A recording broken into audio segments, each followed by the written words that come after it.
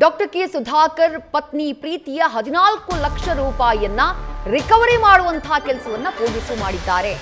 Cyber ವಂಚಕರಿಂದ 14 lakh ರೂಪಾಯಿಯನ್ನ ಕಳ್ಕೊಂಡಿದ್ರು ಸಂಸದ ಸುಧಾಕರ್ ಅವರ ಪತ್ನಿ ಪ್ರೀತಿ. ಡಿಜಿಟಲ್ ಅರೆಸ್ಟ್ ಮೂಲಕ 14 ಲಕ್ಷ ರೂಪಾಯಿಯನ್ನ ಪ್ರೀತಿಯವರ ಅಕೌಂಟ್ನಿಂದ ಖದೀಮರು ತಮ್ಮ ಖಾತೆಗೆ ವರ್ಗಾಯಿಸಿಕೊಂಡಿದ್ರು. ಆಗಸ್ಟ್ 26ನೇ ತಾರೀಕು ಡಾಕ್ಟರ್ ಪ್ರೀತಿ ಸುಧಾಕರ್ ಅವರಿಗೆ ಸೈಬರ್ ವಂಚಕರು ಕರೆಯನ್ನ ಮಾಡ್ತಾರೆ. ಮುಂಬೈನ ಸೈಬರ್ ಡಿಪಾರ್ಟ್ಮೆಂಟ್ ನಿಂದ ಅಂತ ಹೇಳಿ ಕರೆಯನ್ನ ಮಾಡಿ ಯಾಮಾರಿಸಿದ್ದಾರೆ. ಅದಾದ ಬಳಿಕ ಏನೇನೋ ಹೇಳಿ ಹೆದರಿಸಿ 14 ಲಕ್ಷ ರೂಪಾಯಿಗೆ ಡಿಮ್ಯಾಂಡ್ ಇಟ್ಟಿದ್ರು. ತಕ್ಷಣ 14 ಲಕ್ಷ ರೂಪಾಯಿಯನ್ನ ಹೆದರಿದಂತಹ ಡಾಕ್ಟರ್ ಪ್ರೀತಿ ಸುಧಾಕರ್ ಅವರು ವರ್ಗಾವಣೆ ಮಾಡುವಂತಹ ಕೆಲಸವನ್ನ ಕೂಡ ಮಾಡಿದ್ರು. ಆದ್ರೆ ಅವರು ಮಾಡಿದಂತಹ ಒಂದು ಒಳ್ಳೆ ಕೆಲಸ ಏನು ಅಂತಂದ್ರೆ, ತಾನು ವಂಚನೆಗೆ ಒಳಗಾಗಿದ್ ಗೊತ್ತಾಗ್ತಾ ಇದ್ದ ಹಾಗೆ, ಹಣ ಟ್ರಾನ್ಸ್ಫರ್ ಮಾಡ್ತಾ ಇದ್ದ ಹಾಗೆ ಅವ್ರಿಗೆ ಗೊತ್ತಾಗಿದೆ ಇಲ್ಲೇನೋ ಫ್ರಾಡ್ ಆಗಿದೆ ಅಂತ ಹೇಳಿ ತಕ್ಷಣಕ್ಕೆ ಪೊಲೀಸರಿಗೆ ಹೋಗಿ ಸುದ್ದಿ ಮುಟ್ಟಿಸಿದ್ದಾರೆ. ಪೊಲೀಸರಿಗೆ ಕಂಪ್ಲೇಂಟ್ ಅನ್ನ ಕೊಟ್ಟಿದ್ದಾರೆ. ಅಷ್ಟು ಕಂಪ್ಲೇಂಟ್ ನೀಡ್ತಾ ಇದ್ದ ಹಾಗೆ ತಕ್ಷಣಕ್ಕೆ ಆ ಹಣ ಯಾವ ಅಕೌಂಟಿಗೆ ಹೋಗಿದೆಯೋ ಆ ಅಕೌಂಟ್ ಅನ್ನ ಫ್ರೀಸ್ ಮಾಡಿಸಿ ಹಣವನ್ನ ವಾಪಸ್ ಪ್ರೀತಿಯವರಿಗೆ ತಲುಪಿಸುವಲ್ಲಿ ಪೊಲೀಸರು ಯಶಸ್ವಿಯಾಗಿದ್ದಾರೆ. ಮತ್ತಷ್ಟು ಡೀಟೇಲ್ಸ್ ನಮ್ಮ ಪ್ರತಿನಿಧಿ ಅಂಕಿತಾ ನೀಡ್ತಾ ಹೋಗ್ತಾರೆ. ಅಂಕಿತಾ, ಈ ಡಿಜಿಟಲ್ ಅರೆಸ್ಟ್ ಅನ್ನೋದು ಇತ್ತೀಚೆಗೆ ಬಹಳ ದೊಡ್ಡ ಮಟ್ಟದಲ್ಲಿ ಆಗ್ತಾ ಇದೆ.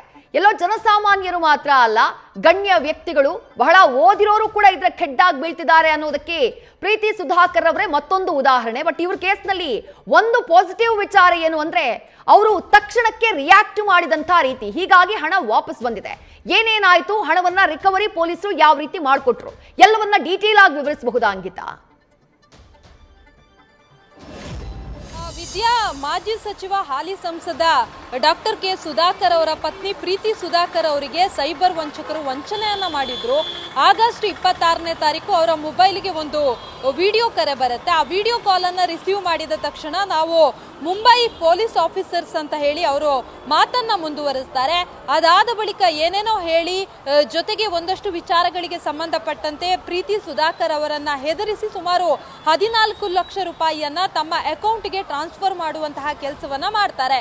ಅದರಲ್ಲಿ ಅವರು ಒಂದು ವ್ಯಕ್ತಿಯ ಹೆಸರನ್ನ ಕೂಡ ಮೆನ್ಷನ್ ಮಾಡಿರುವಂತದ್ದು. ಅಂದ್ರೆ ಸದ್ಬತ್ ಖಾನ್ ಎಂಬಾತ ನಿಮ್ಮ ಹೆಸರನ್ನ, ನಿಮ್ಮ ಡಾಕ್ಯುಮೆಂಟ್ಸ್ ಅನ್ನ ಬಳಸ್ಕೊಂಡಿದ್ದಾನೆ ಅಂತ ಹೇಳಿ ಅವರನ್ನ ಹೆದರಿಸುವಂತಹ ಕೆಲಸವನ್ನ ಮಾಡ್ತಾರೆ. ಜೊತೆಗೆ ಆತ ವಿದೇಶದಲ್ಲಿ ಕಾನೂನು ಬಾಹಿರ ಚಟುವಟಿಕೆಗಳನ್ನ ಮಾಡ್ತಾ ಇದ್ದಾನೆ, ಅದಕ್ಕೆ ಹಣವನ್ನ ಕೂಡ ಕೊಡ್ತಾ ಇದ್ದಾನೆ ಅಂತ ಹೇಳಿ ಮಾತನ್ನ ಮುಂದುವರಿಸ್ತಾರೆ. ಜೊತೆಗೆ ಆತನನ್ನ ವಿಚಾರಣೆ ಮಾಡುವಂತಹ ಸಂದರ್ಭದಲ್ಲಿ ನಿಮ್ಮ ದಾಖಲೆಗಳು ಕೂಡ ಸಿಕ್ಕಿದೆ, ಇಲ್ಲಿಗಲ್ ಆಗಿ ಹಣಗಳು ಟ್ರಾನ್ಸ್ಫರ್ ಆಗಿದೆ ಅಂತ ಹೇಳಿ ಮಾತನ್ನ ಮುಂದುವರಿಸ್ತಾರೆ. ಆ ಸಂದರ್ಭದಲ್ಲಿ ಇವರು ಕೂಡ ಭಯಗೊಂಡು ಏನ್ ಮಾಡಬೇಕು ಅಂತ ಹೇಳಿ ಮತ್ತೆ ರಿಪ್ಲೈ ಮಾಡುವಂತಹ ಕೆಲಸವನ್ನ ಮಾಡ್ತಾರೆ. ಆ ಟೈಮಲ್ಲಿ ಸುಮಾರು 14 ಲಕ್ಷ ರೂಪಾಯಿಯನ್ನ ವರ್ಗಾವಣೆ ಮಾಡಿಸ್ಕೊಂಡಿದ್ದಾರೆ. ಜೊತೆಗೆ RBI ರೂಲ್ಸ್ ಪ್ರಕಾರ ಆ 45 ಗಂಟೆಗಳ ಒಳಗೆ ಆ ಒಂದು ಹಣ ಕೂಡ ನಿಮ್ಗೆ ರೀಫಂಡ್ ಆಗುತ್ತೆ ಅಂತ ಹೇಳಿ ನಂಬಿಸ್ತಾರೆ.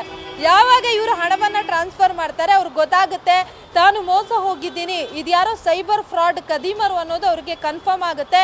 ತಕ್ಷಣ ಅವರು ಸ್ಥಳೀಯ ಸೈಬರ್ ಠಾಣೆಗೆ ಒಂದು ದೂರನ್ನ ಕೂಡ ಕೊಡ್ತಾರೆ. ಪೊಲೀಸರು ಕೂಡ ಅಲರ್ಟ್ ಆಗ್ತಾರೆ. ಯಾವ ಅಕೌಂಟಿನಿಂದ ಹಣ ಟ್ರಾನ್ಸ್ಫರ್ ಆಗಿದೆ ಅನ್ನೋದನ್ನ ನೋಡ್ತಾರೆ.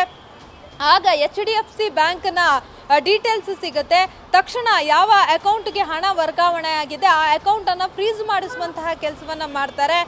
ಪೊಲೀಸರು ಕೂಡ ಈ ಒಂದು ಪ್ರಕರಣದಲ್ಲಿ ತುಂಬಾ ಚೆನ್ನಾಗಿ ಕೆಲಸವನ್ನ ಮಾಡಿದ್ದಾರೆ. ಅದಾದ ಬಳಿಕ ಅಕೌಂಟ್ ಫ್ರೀಸ್ ಮಾಡಿ ಆ 14 ಲಕ್ಷ ಹಣ ಏನಿದೆ ಅದನ್ನ ವಾಪಸ್ ಪ್ರೀತಿ ಸುಧಾಕರ್ ಅವರಿಗೆ ಅವರ ಅಕೌಂಟ್ಗೆ ವರ್ಗಾವಣೆ ಮಾಡಿಸುವಂತಹ ಕೆಲಸವನ್ನ ಮಾಡಿದ್ದಾರೆ. ಅಂದ್ರೆ ಕೋರ್ಟ್ ಮೂಲಕವೇ ಏನ್ ಹಣ ಟ್ರಾನ್ಸಾಕ್ಷನ್ ಆಗಿತ್ತು ಅದನ್ನ ವಾಪಸ್ ಕೊಡಿಸುವಂತಹ ಕೆಲಸವನ್ನ ಕೂಡ ಮಾಡಿದ್ದಾರೆ.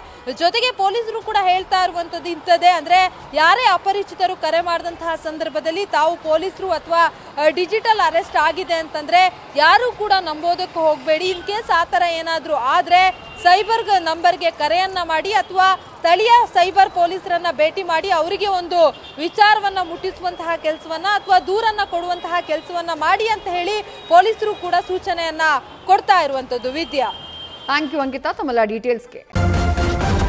ನ್ಯೂಸ್ ಫಸ್ಟ್ ನಿರ್ಭೀತಿಯಿಂದ ನಿಮ್ಮ ಪರವಾಗಿ.